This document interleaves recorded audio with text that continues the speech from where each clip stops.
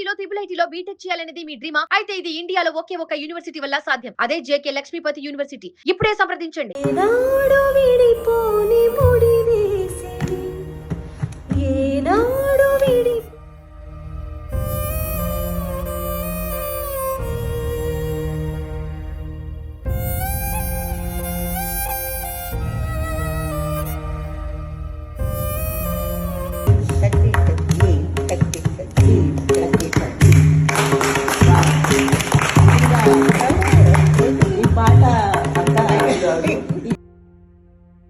అనారోగ్య సమస్యలతో గత కొంతకాలంగా ఇబ్బందులు పడుతున్న లెజెండరీ సింగర్ జానకి మైసూరులోని అపోలో ఆసుపత్రిలో చికిత్స పొందుతూ కన్నుమూశారు.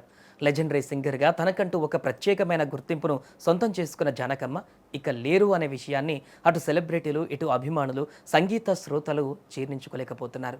నిజానికి ఆమె 2016లోనే రిటైర్మెంట్ ప్రకటించినప్పటికీ ఆమె పాటలు వినబడుతున్నంత కాలం మన మనసుల్లో ఆమె ఎప్పటికీ సజీవంగానే ఉంటారు.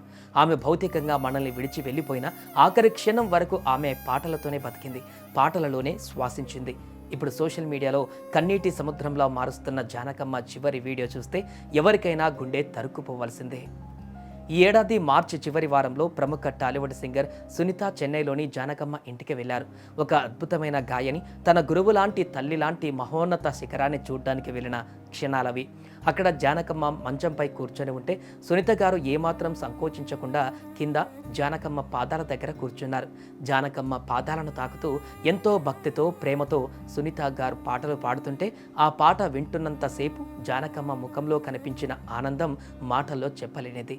వయోభారం వల్ల శరీరం సహకరించకపోయినా ఆమెలోని సంగీత పిపాస మాత్రం అస్సలు తగ్గలేదు.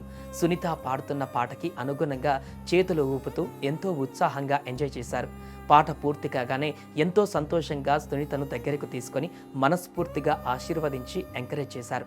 ఇప్పుడు ఇదే వీడియో సోషల్ మీడియాలో తెగ వైరల్ అవుతుంది. ఈ వీడియో చూస్తున్న ప్రతి ఒక్కరూ అమ్మ మొన్ననే కదా నిన్న అలా చూసాం, అంతలోనే ఎంత పని చేశావు తల్లి అంటూ కన్నీళ్లు పెట్టుకుంటున్నారు.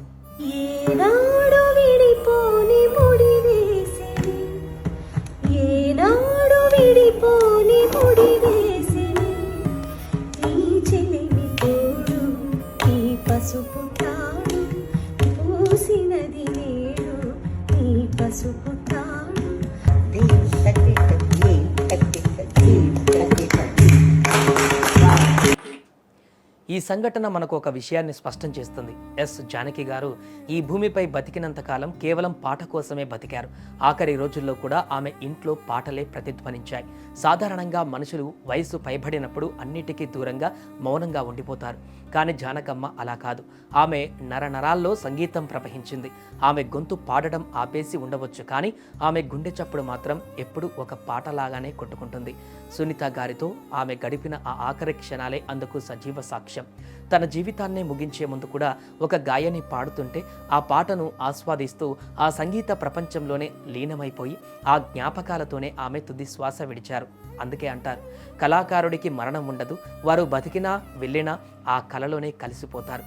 జానకమ్మ భౌతికంగా మన మధ్య లేకపోవచ్చు, కానీ సునీత గారితో ఆమె ఉన్న ఆ చివరి వీడియో సంగీత ప్రేమికుల గుండెలలో ఎప్పటికీ ఒక పవిత్రమైన జ్ఞాపకంగా నిలిచిపోతుంది. ఆ నవ్వు, ఆ ఆశీర్వాదం, ఆ పాటపై ఉన్న మక్కువ రాబోయే తరాల సింగర్స్కి ఎప్పుడూ ఒక గైడ్ చేస్తూనే ఉంటాయి. ఆమె మృతి పట్ల యావత్ సినీ ప్రపంచం ఇప్పుడు తీవ్ర సంతాపాన్ని వ్యక్తం చేస్తోంది. ఎలాగో గుండె మెడిటేట్ చేయి. బాలు గారు కూడా ఎంత బాగా పాడారు. బాలు గారు కూడా ఎంత బాగా పాడారు. బాలు గారు నేను పాటలో మెడిటేషన్, మాటలు కూడా చేస్తావు కదా, పాటలో మెడిటేషన్ చేయాలి నువ్వు.